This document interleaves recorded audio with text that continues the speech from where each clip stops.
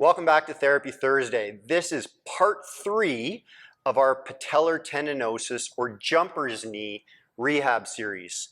So this is the third phase, the plyometric return to sport phase.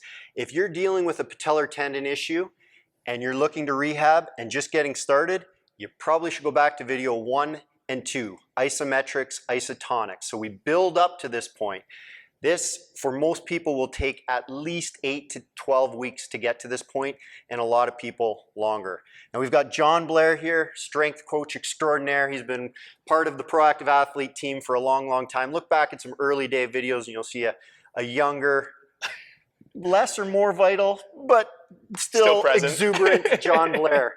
So we're excited that he has just gone through this progressive loading rehab for his own patellar tendon issue, and he's gone through this plan from start to finish in about 3 months. So about 12 weeks start to finish. Now young, fit, committed, healthy in general. So that would be your short end of full rehab on the patellar tendon.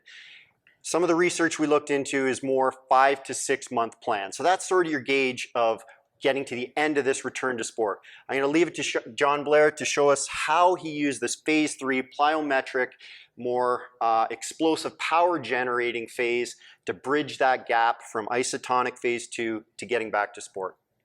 Okay, so we're basically going to start with a banded drop jump.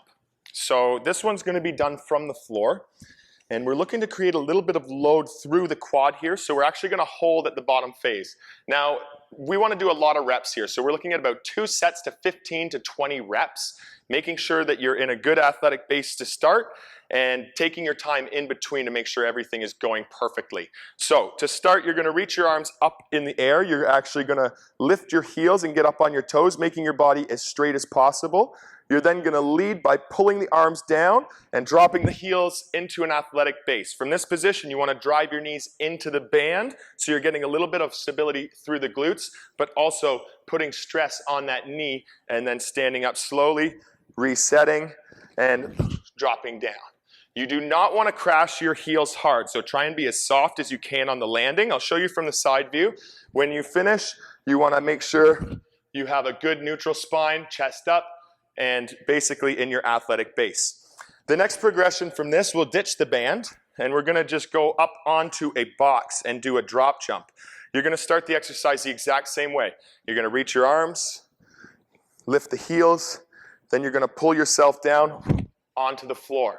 Everything stays the same, including the sets and reps. Take your time, reset by getting back up onto the box safely, and start with about 4 to 6 inch drop jump. Again, from the side, everything will stay the same. Neutral spine, chest up, and knees pushing out, so you're stabilizing with the glutes and creating a little bit more stability through that knee joint. The last one, I'm going to give you 2 options. It's to load a little bit of lateral movement. So you're going to start on one foot, and at about 50%, you're just going to jump and land on the other side, trying to brace the core, nice and stable, little hold, and then jump back to the first side. This one, you're just going to do 2 sets of 5 each, as it is a little bit more explosive because you're adding that jump. If you're struggling with your balance laterally, you can also do a split squat jump, starting from the bottom, chest up, neutral spine. You're going to jump and switch and land softly. Making sure that every time you land on the ground, you're trying to absorb, not smack into the ground. That will put more stress on the knee. We're avoiding that. Good luck with your rehab. All the best. Thanks, John. One other thing we briefly talked about before, if you're having trouble with the side-to-side stuff, you did the split squat? Yeah. Totally flipped out on that, missed that. These are 3 great options to more plyometrically load that patellar tendon. Again, we got to build up with the isometric phase, phase 1, isotonic phase, more controlled movement for the patellar tendon, and finish with this more power generating phase. So if you like our content, please hit the subscribe button. If you want to be aware of more content of ours that comes out in the future, hit that little bell. Thanks very much to John Blair. This is our patellar tendon rehab series. See you next week on Therapy Thursday.